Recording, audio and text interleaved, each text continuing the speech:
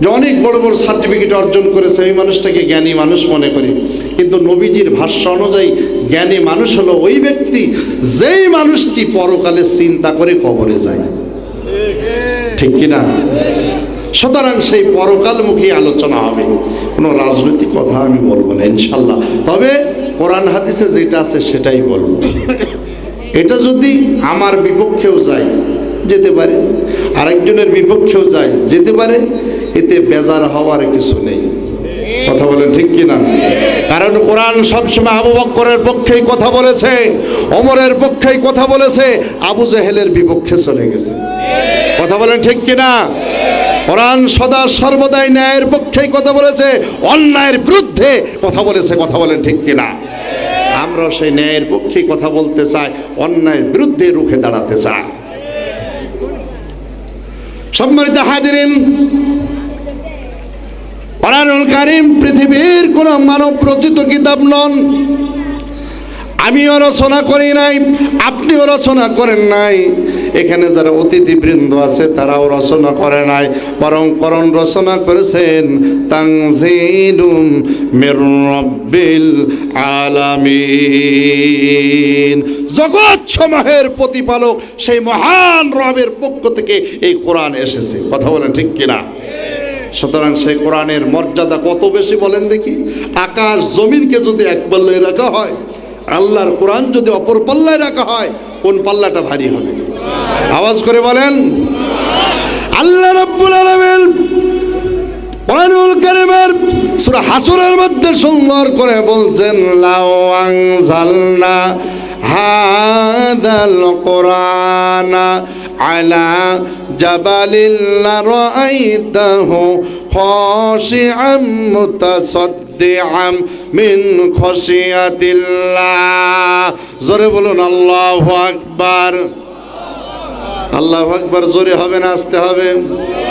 আরো জোরে বলেন। জোরে হবে না আসতে হবে? দেশি মুরগির মতন না ব্রয়লার মুরগির মতো? দেশি মুরগি চেনেন তো? ব্রয়লার মুরগি তো চেনেন? চেনেন না? দেখবেন দেশি মুরগিকে জবাই দেবেন, লাফাতে লাফাতে চলে যাবে, দুর্বল হবে না। কথা বলেন ঠিক কিনা? মানে ওর ব্যাটারি আরো মজবুত, ইমান আরো মজবুত। কিন্তু ব্রয়লার মুরগি তো চেনেন, ও ধরার সাথে সাথে পায়খানা করে দেয়, জবাই করার দরকার নেই। কথা বলেন ঠিক কিনা? এখন বলেন, আপনারা দেশি মুরগির মতন আওয়াজ দেবেন না ব্রয়লার মুরগির মতন? ইমানদাররা তো দেশি মুরগির মতোই। কারণ ইমানদারদেরকে জেল জুলুম অত্যাচার নির্যাতন করে, নিপীড়ন করে, বাতিলের কাছে মাথা নত কোরআনও চাই না, চাই না। কথা বলেন ঠিক কিনা? সুতরাং আজকের পৃথিবীতেও সত্যিকারে যারা ইমানদার হবে, তাদেরকে জেল জুলুম অত্যাচার নির্যাতন করে কখনো দমানো যাবে না, যাবে না, যাবে না। কথা বলেন ঠিক কিনা? ওরা সদা সর্বদাই ন্যায়ের পক্ষে থাকবে, অন্যায়ের বিরুদ্ধে আচরণ করবে। আওয়াজ করে বলেন কথা ঠিক কিনা? সুতরাং সেই ইমানদারের পক্ষে কে কে হতে চান, দুইটা হাত তুলে আল্লাহরে দেখান। লিল্লাহে তাকবীর, লিল্লাহে তাকবীর। কোরআন হাদিস যেখানে, আলেম ওলামা যেখানে, লিল্লাহে তাকবীর। মাইক আলা গেল কোথায়? মাইকটা এত খারাপ মাইক, এত বড় বিশাল প্যান্ডেল, কিন্তু মাইক তো একেবারে দুর্বল। এইরকম মাইক নেবেন না যারা কর্তৃপক্ষ আছেন, কারণ আপনাদের আয়োজন অনেক বড়, মাইকও নিতে হবে ভালো। বিশেষ করে যে ব্যক্তি চালাবে তাকেও হতে হবে অনেক অভিজ্ঞ ব্যক্তি। ভাইয়ার আমার, আল্লাহ রাব্বুল আলামিন কোরআনুল কারীমের মধ্যে বলছেন, লাউ আনজালনা হাদাল কোরআন আলা জাবালিল লারাআইতাহু খাশিআম মুতাসাদ্দিআম মিন খাশিয়াতিল্লাহ। জোরে বলুন আল্লাহু আকবার। আল্লাহ বলেন, পৃথিবীর মানুষ এই কোরআনের মর্যাদা এত বেশি, আমি এই কোরআন যদি নবীর উপরে নাজিল না করে পাহাড়ের উপরে রেখে দিতাম, তাহলে পাহাড় আল্লাহর কোরআনের ভার আর আল্লাহর ভয়ে থর থর থর থর করে কেঁপে আল্লাহ রাব্বুল আলামিন বলেন ওই পাহাড় সহ্য করতে পারতো না। চিৎকার দিয়ে বলেন সুবহানাল্লাহ। এত ওজন, এত ভার। হযরত আয়েশা সিদ্দিকা রাদিয়াল্লাহু তাআলা আনহা বলেন, মাঝে মধ্যে বিশ্ব নবীজির চেহারার দিকে তাকাতাম, আমার উরুর উপরে মাঝে মধ্যে মাথা রাখতো, আমি মাথাটা হাত বুলিয়ে দিতাম, চুলগুলো নেড়ে দিতাম, মাঝে মধ্যে লক্ষ্য করতাম নবীজি কোন কোন শীতের মধ্যেও চেহারা লাল হয়ে যেত, ঘাম top top top top top top করে পড়তো। অনুভব করতাম সেই সময় জিবরাইল আলাইহিস সালাম এসে নবীর উপরে কোরআন নাজিল করতে। বলেন সুবহানাল্লাহ। শুধু তাই না, বিদায় হাজার দিন, যেই দিন বিশ্ব নবীজি লক্ষাধিক সাহাবীদেরকে সামনে নিয়ে বক্তব্য করছিলেন, সাহাবারা লক্ষ্য করে দেখলেন নবীজি ঘেমে গেছেন, নবীজির চেহারা দ্বারাই ঘাম টপ টপ টপ টপ করে পড়ে। নবীজির প্রতি আরো খেয়াল করে দেখলেন যে উটের উপরে বসা, উটটা থর থর থর থর থর থর করে কাঁপে, উটের পাগুলো শক্ত জমির মধ্যে ঢুকে যাচ্ছে। সাহাবারা আশ্চর্য হয়ে গেলেন, ইয়া রাসূলুল্লাহ, হাবিবাল্লাহ, হুজুর বক্তব্য দিয়ে বড় কঠিন কাজ, এই জন্য আপনার চেহারা ঘেমে গেছে। হুজুর গো, আমরা আশ্চর্য হচ্ছে না, আপনার কপাল দিয়ে ঘাম টপ টপ টপ টপ করে ঝরছে, কিন্তু আমাদের প্রশ্ন হলো ওই জায়গায় আপনি যেই উটের উপরে বসা, উট কেন থর থর থর থর করে কাঁপে? উটের পা গেল কেন শক্ত জমের মধ্যে ঢুকে যায়? চিৎকার দিয়ে বলেন আল্লাহু আকবার। আচ্ছা বলেন, শেরপুরের মুসলমানেরা এই এলাকায় মনে করে একটা মহিষ অথবা গরু চড়াতে গিয়েছেন, সেই মহিষ অথবা গরুর পা যদি শক্ত জমির মধ্যে ঢুকে যায়, এই এলাকার মানুষ আশ্চর্য হবে কিনা? আর সেই মক্কা তো পাথর খচিত জমিন, সেখানে যদি উটের পা ঢুকে যায়, এটা আরো আশ্চর্যের বিষয়। সাহাবারা প্রশ্ন করলেন, ইয়া রাসূলুল্লাহ, কপাল ঘেমে গেছে, চেহারা লাল হয়ে গেছে, আমরা আশ্চর্য হয় নাই, কিন্তু আশ্চর্য হচ্ছে নবী গো, যে উটের উপরে বসা, উট কেন থর থর থর থর করে কাঁপে? উটের পা কেন কেন শক্ত জমির মধ্যে ঢুকে যায়? আল্লাহ নবী বললেন, সাহাবারা শুনে নাও, শুনে নাও, এটা কোনো আশ্চর্যের বিষয় না, এটা অন্য কোনো কারণ না, এটা হলো আল্লাহর কোরআনের মর্যাদা। এটা জোরে বলা যাবে কি সুবহানাল্লাহ? এই মুহূর্তে জিবরাইল আলাইহিস সালাম সূরা মাইদার 2 নম্বর আয়াত আমার উপরে নাজিল করেছেন, আল ইয়াউমা আকমালতু লাকুম দীনাকুম ওয়া আতমামতু আলাইকুম নি'মাতি ওয়া রাদিতু লাকুমুল ইসলাম দীনা। জোরে বলুন আল্লাহু আকবার।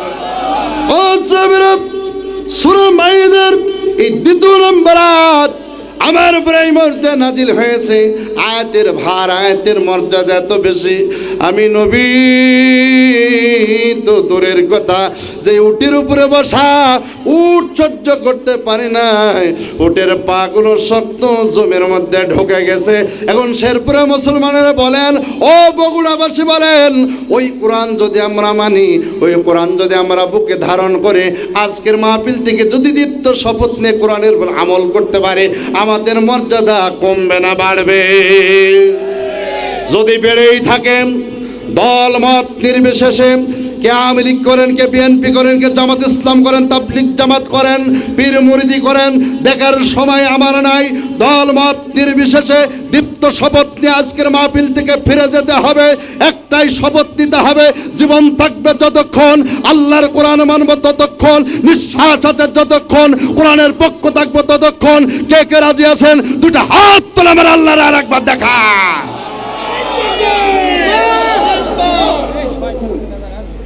এটা তাকবীর দিতে পারলেন না? আচ্ছা বলেন, আপনারা যে তাকবীর দিলেন বিড়ালের মতন, এই তাকবীরে কি গৌর গোবিন্দ পালাবে? বলেন, গৌর গোবিন্দ কি যাবে? মুসলমানদের বিজয় জনবলে হয় নাই। এই যে আমরা জনবলের মাধ্যমে যে ইসলামের বিজয়ের স্বপ্ন দেখছি, এটা হবে না কোনোদিন। আপনি ইতিহাস তালাশ করেন, শুধু জনবলের কারণে মুসলমানদের বিজয় হয় নাই কোন একটা ইতিহাস কোনো হুজুর দেখাতে পারবে না। অস্ত্রের ঝনঝনতেও হয় নাই। মুসলমানদের বিজয় দেশের ইমানের পাওয়ারে। কথা বলেন ঠিক কিনা? আওয়াজ করে বলেন কথা ঠিক কিনা? বাংলার জমিন থেকে গৌর গোবিন্দ পালিয়েছিল সেই ইন্ডিয়াতে, ভারতে। তখন শাহজালাল আমিনী রাজপথে দাঁড়িয়ে নারে তাকবীর আল্লাহু আকবারের ধ্বনিতে গর্জন করে উঠেছে।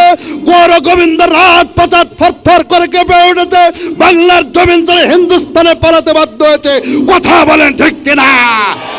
আজকের পৃথিবীতে মুসলমানদের আবারও বিজয় হবে। মুসলমানরা যদি ঐক্যবদ্ধ হতে পারে, এবারের শক্তিতে রাজপথে আর একবার দাঁড়াতে পারে, নারে তাকবীর আল্লাহু আকবারের ধ্বনিতে আর একবার যদি গর্জন করে দাঁড়াতে পারে, আবার আল্লাহ অতি নিশ্চিত বিজয় দেবেন। কথা বলেন ঠিক কিনা? কিন্তু যদি বিড়ালের মতন আমাদের ঈমান হয়, ব্রয়লার মুরগির মতন আমাদের ঈমান হয়, পশ্চিম কানেও আল্লাহ মুসলমানদের বিজয় দেবে না। এটাই আল্লাহর ওয়াদা।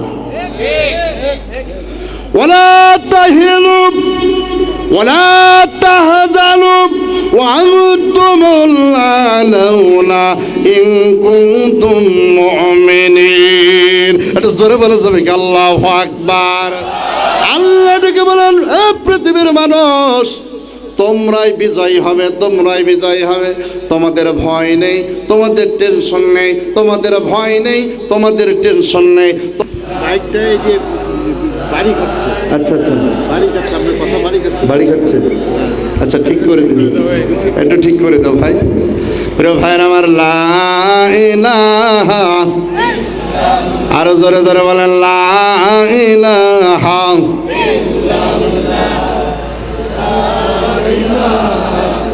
বিদ্যুৎ চলে গেছে নাকি?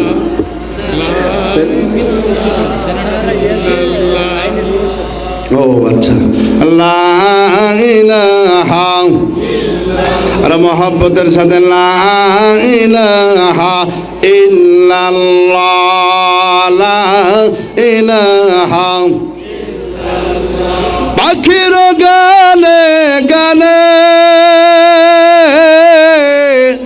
আমার তানে তানে ওই নামেরই সুর ভেসে যায়, হলেও পাগল পারা।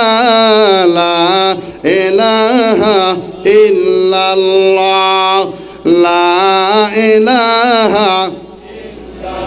আর জোরে জোরে লা ইলাহা, লা ইলাহা ইল্লাল্লাহু মুহাম্মাদুর রাসূলুল্লাহ সাল্লাল্লাহু আলাইহি সাল্লাম। সম্মানিত হাজিরিন, তাহলে সেই কোরআন মানতে রাজি আছেন তো ইনশাআল্লাহ? আসুন সেই কোরআন থেকে আপনাদেরকে কিছু কথা একটু শোনাই। আমি কোরআনুল কারীমের সূরা আহজাব থেকে আপনাদের কাছে একটা আয়াতে কারিমা তেলাওয়াত করেছি। ওই আয়াতের আলোকে আপনাদেরকে কিছু কথা শোনাবো ইনশাআল্লাহ। তাহলে একটু তেলাওয়াতের দিকে চলে যায়। আউযু বিল্লাহি মিনাশ শাইতানির রাজীম। বিসমিল্লাহির রাহমানির রাহিম।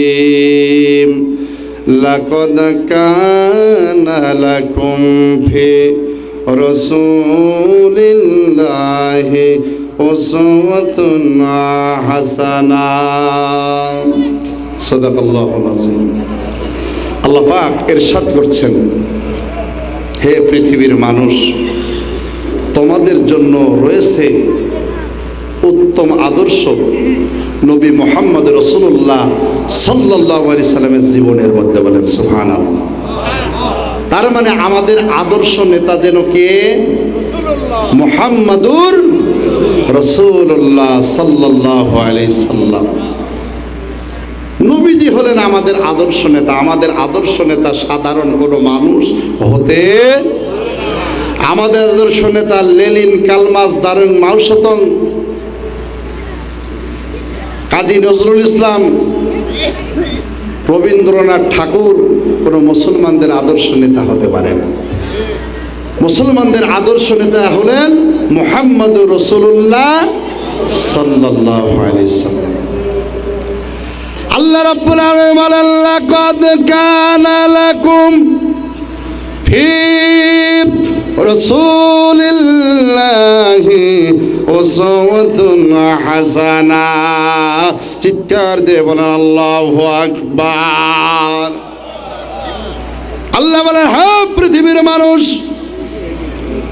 তোমাদের জন্য উত্তম আদর্শ, উত্তম নেতা আমি বানিয়ে দিলাম বিশ্বনবী মুহাম্মদুর রাসূলুল্লাহ সাল্লাল্লাহু আলাইহি সাল্লামকে। তোমরা খাবে কিভাবে? নবীজি যেইভাবে খানা খেয়েছেন, কথা বলেন ঠিক কিনা? তোমরা চাষবাস করবে কিভাবে? নবীজি যেইভাবে চাষবাস করার কথা বলেছেন। তোমরা ব্যবসা বাণিজ্য করবে কিভাবে? নবীজি যেইভাবে ব্যবসা বাণিজ্য করার কথা বলেছেন। চিৎকার দিয়ে বলেন কথা ঠিক কিনা? তোমরা রাজনীতি, পরনীতি, পররাষ্ট্রনীতি কেমনে পরিচালনা করবে? আল্লাহ রাসূল যেইভাবে করেছেন, আওয়াজ করে বলেন ঠিক কিনা?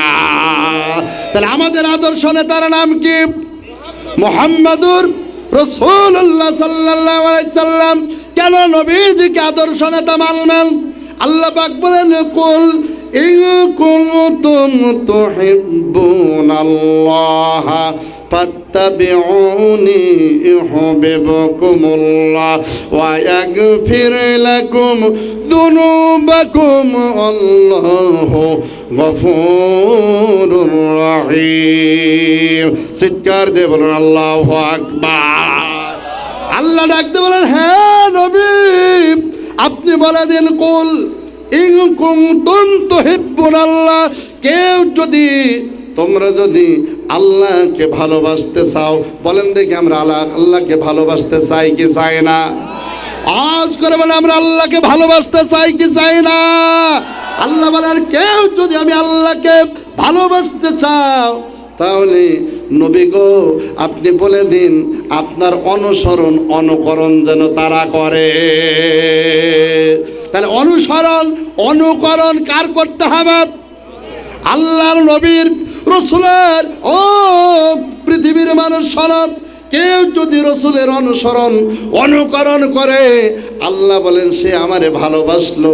যে আল্লাহরে ভালোবাসলো সে নবীকেও ভালোবাসলো। কথা বলেন ঠিক কিনা? যাকে আল্লাহকে ভালোবাসতে চায় সে যেন নবীর অনুসরণ অনুকরণ করে। আর যে নবীর অনুসরণ অনুকরণ করে, আল্লাহ বলেন আমি আল্লাহও তাকে ভালোবাসি। চিৎকার দিয়ে বলেন সুবহানাল্লাহ। আল্লাহ যাকে ভালোবাসেন, আল্লাহ ডাকতে বললেন, ইয়াগফির লাকুম যুনুবাকুম। আল্লাহু আকবার বলেন।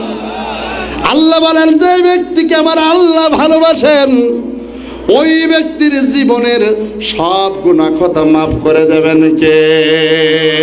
আওয়াজ করে বলেন ক্ষমা করে দেবেন কে? বলেন দেখি আমাদের গুনাহ আছে না নাই? আমাদের পাপ আছে না নাই? পৃথিবী না জানুক আমি তো জানি, আমি কি পাপ করেছি হায়। আমার পাপের করলে বিচার, বাঁচার আমার নাই উপায়। দয়াময় প্রভু মাফ করে দাও আমায়, মাফ করে দাও আমায়। আওয়াজ করে বলুন আমাদের পাপ আছে না নাই? আল্লাহ নবী বলেন, কুল্লু বানি আদম খত্তাউন। এই পৃথিবীতে যত আদম সন্তান জন্মগ্রহণ করেছে, প্রতিটা আদম সন্তান গুনাহগার। ও যত বড়ই হুজুর হোক, ওর জীবনে পাপ আছে না নাই? ও যত বড়ই প্রধান বক্তা হোক, ওর জীবনে পাপ আছে না নাই? ও যত বড়ই রাজনীতিবিদ হোক, ওর জীবনে পাপ আছে না নাই? তার মানে হলো প্রতিটা মানুষ আমরা গুনাহগার। এই পৃথিবীতে একজন মানুষ আছেন 63 বছর জীবন যাপন করেছেন। 63 বছর জীবনে কোনোদিন একটাও মিথ্যা কথা বলেন নাই। আওয়াজ করে বলুন কথা ঠিক কিনা? সেই মানুষটার নাম কি? আওয়াজ করে বলেন মুহাম্মাদুর সেই নবীকে আমার আল্লাহ ডাক দিয়ে বলেন ওয়াইন্নাকা লা আলা খুলুকিন আযীম। আমি আমার নবীকে পবিত্র চরিত্রের উপরে প্রতিষ্ঠিত করে উত্তম নেতা হিসাবে গোটা পৃথিবীতে পাঠিয়েছি। সুবহানাল্লাহ বলেন। আর আমরা তো স্লোগান দিই ও ভগবতের চরিত্র ফুলের মতন পবিত্র, আছে না নাই? নামাজ পড়ে না এক ওয়াক্ত, বিড়ি খায় 5 ওয়াক্ত। বিড়ি মনে হয় খাই না। আরে এখনকার নেতারা তো বিড়ি খায় না, ও লাল পানি খায়। কথা বলেন। যারা লাল পানি খায় আবার ফুলের মতন চরিত্র যারা দাবি করে, এরা টাটকা ইবলিসের খালাতো ভাই। আওয়াজ করে বলেন কথা ঠিক কিনা? চরিত্র ফুলের মতন পবিত্র, লাল পানি খাও 3 ওয়াক্ত, আবার ফুলের মতন পবিত্র দাবি করো। তোমার থেকে শয়তান আর পৃথিবীতে কেউ হতে পারে না। আবার ফুলের মতন পবিত্র একজন মানুষ, তিনি হলেন মুহাম্মাদুর। আওয়াজ করে বলেন মুহাম্মাদুর। নবীর নামটা নিতে কি আপনাদের লজ্জা হয়? বলেন যেই নবী ছাড়া সুপারিশ হবে, যেই নবী ছাড়া জান্নাতে যাওয়া যাবে, সেই নবীর নাম যতবার নেবেন সাল্লাল্লাহু আলাইহি সাল্লাম ততবার বলবেন। কথা বলেন ঠিক কিনা? কারণ নবী বলেছেন যে যত বেশি নবীর সালে দরুদ পড়বে হাসরের ময়দানে নবীর পাশে সে তত বেশি অবস্থান করবে। বলেন দেখি, নবীর পাশে যেই মানুষটা অবস্থান করবে তার কি কোনো ভয় থাকতে পারে? ভয় থাকতে পারে? নবীর পাশে যে অবস্থান করবে সে তো নবীর সাথে হাসতে হাসতে জান্নাতে যাবে। কথা বলেন, কথা বলেন। এই জন্য নবীর নাম নিলেই দরুদ পড়তে হয়। কমপক্ষে একবার বলা ওয়াজিব। একবার বলা। একটা মজলিসে বসেছেন, কয়েকবার নবীজির নাম শুনলেন, কমপক্ষে একবার বলা ওয়াজিব, বারবার বলা সুন্নাহ। নবীর প্রতি আশেক, নবীর ভালোবাসা, নবীর প্রতি দরদ ভালোবাসা যতবার বলবেন ততবার বৃদ্ধি করে দেবেন কে? আমার ভাই, তাহলে আল্লাহ নবী হলেন পৃথিবীর সবচেয়ে বড় পবিত্র মানুষ। নবীর অনুসরণ অনুকরণ কেন করতে হবেন? এই জন্য নবীর অনুকরণ করতে হবেন। শুনে নেন, এই জন্যই নবীর অনুকরণ করতে হবে। কারণ মানবিক যত গুণাবলী আছে সকল গুণাবলী আমার আল্লাহ এককভাবে বিশ্ব নবীদের মধ্যে আমার আল্লাহ দান করেছেন। বলেন সুবহানাল্লাহ। স্বাভাবিক বোঝেন, মানবিক গুণ এক একজন মানুষের মধ্যে আল্লাহ পাক এক একটা দিয়েছেন। আছে না নাই? মনে করেন একজন মানুষ নামাজ পড়ে না কিন্তু মিথ্যা কথা একটাও বলে না, এরকম লোক আছে না সভাপতি সাহেব? এটা মানবিক গুণ। নামাজ পড়ে না কিন্তু চরিত্রবান, এরকম লোক আছে না? অনেক পবিত্র মানে চরিত্রবান, তার চরিত্রের মধ্যে কেউ কালি দিতে পারবে না, মানে মানবিক গুণ। আল্লাহ পাক ডাক দিয়ে বলেন, আরে পৃথিবীর মানুষ শোনে নাও, আমার নবীর আদর্শ কেন মানবা, আমার নবীকে কেন অনুকরণ করবা। এই পৃথিবীতে মানবিক যত গুণাবলী আছে সব গুণাবলীকে যদি একত্রিত করা হয়, সব গুণাবলীগুলো আমি আমার নবীর মধ্যে একত্রিত দান করেছি। এটা জোরে বলে যাবে কি সুবহানাল্লাহ। নবীজি ছিলেন পৃথিবীর সবচেয়ে বড় লজ্জাশীল। কি ছিলেন? পৃথিবীর সবচেয়ে বড় লজ্জাশীল ছিলেন বিশ্বনবী মুহাম্মদ রাসূলুল্লাহ সাল্লাল্লাহু আলাইহি সাল্লাম। নবীর থেকে বড় হায়া, নবীর থেকে বড় লজ্জাশীল এই পৃথিবীতে আর কেউ জন্ম নেয় নাই।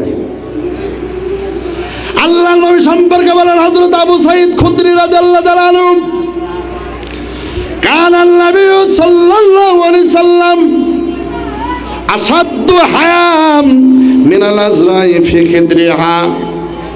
আল্লাহর নবী সম্পর্কে হযরত আবু সাঈদ খুদরি রাদিয়াল্লাহু তাআলা আনহু বলেন, বুখারী শরীফের হাদিসের মধ্যে এসেছেন, আল্লাহর নবী এত লজ্জাশীল ছিলেন, একজন পর্দানিশীন মহিলার থেকেও অধিক লজ্জাশীল ছিলেন। বলেন সুবহানাল্লাহ। কেমন লজ্জাশীল ছিলেন শোনালেন। হযরত হালিমাতুস সাদিয়া বলেন, বিশ্ব নবীজি পৃথিবীতে আগমন করলেন, মায়ের দুধ পান করা কিসমতে তেমন জোটে নাই।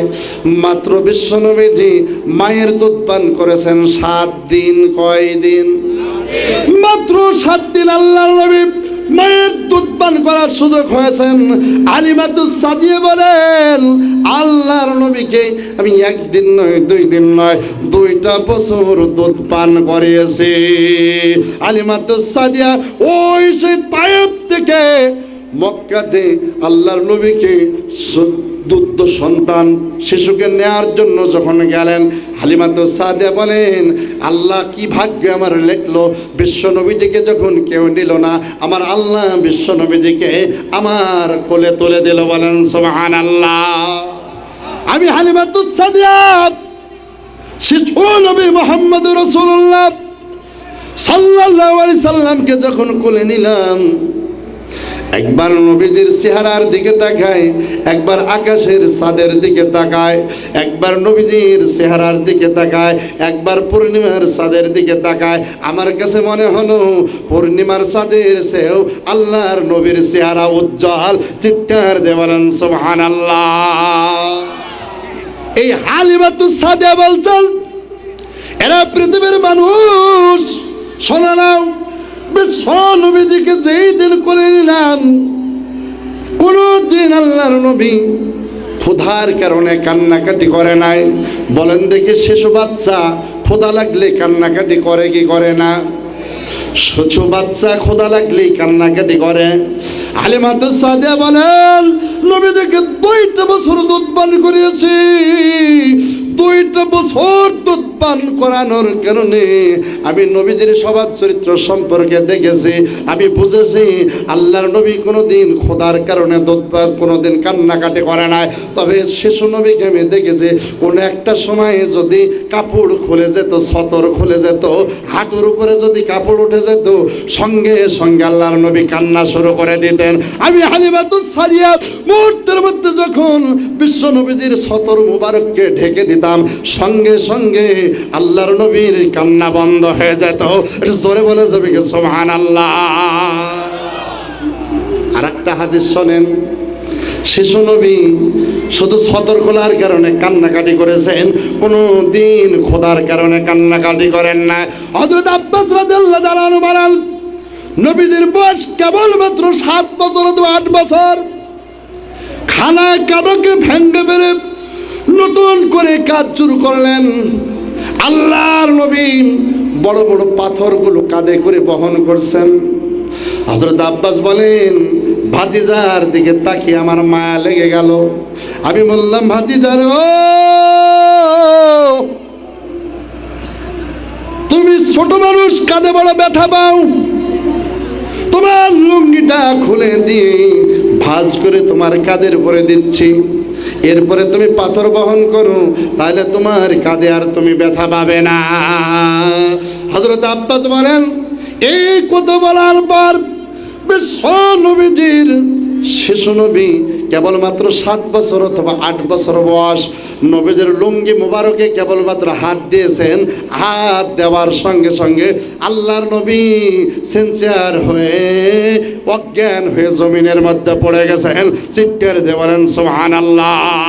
আর আল্লাহু আকবার।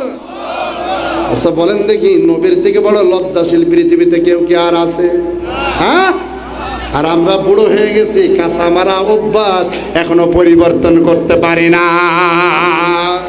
কথা বলেন। হ্যাঁ, বুড়ো হয়ে গেছে। আপনাদের এলাকায় পাট পাট কি পাট বলে না কি বলে আমি জানি না, আমাদের কুষ্টিয়াতে পাট বলে। ওই পাট যে পানির মধ্যে ডোবায়, বহুত মুরব্বী মানুষ দাড়ি পেকে গেছে, দেখবেন কাঁচা মেরে পাট ডুবাচ্ছে। আছে না নাই? আছে না নাই?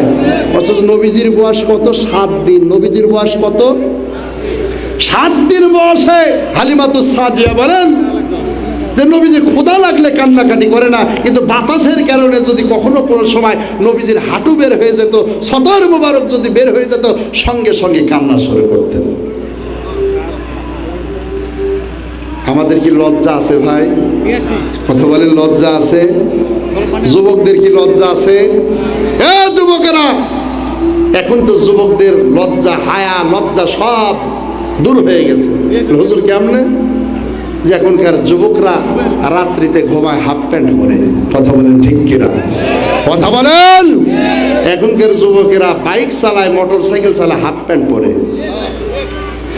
নবী বললেন আল হায়াউ শুবাতুম মিনাল ঈমান, লজ্জা হলো ইমানের অঙ্গ, লজ্জা হলো ইমানের অঙ্গ। যার লজ্জা নাই তার ইমান নাই, যার লজ্জা নাই তার ইমান নাই। এটা আওয়াজ করে বলুন তো, যার লজ্জা নাই তার ইমান নাই। এখন বলেন, যারা আমরা হাঁটু বার করে ঘরে, যেই যুবকেরা হাঁটু বার করে ঘুমিয়ে পড়ে, যেই যুবকেরা মোটর সাইকেল চালায় হাঁটু বার করে, বলেন দেখি তাদের কি লজ্জা আছে? লজ্জা আছে? আমার ভাব, আমার বাবাজিরা, এই যুবক ভাইরা, তোমাদেরকে বলবো, শুনে নাও, শুনে নাও।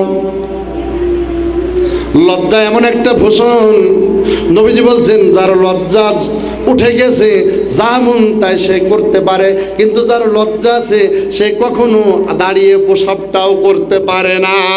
কথা বলেন ঠিক কিনা?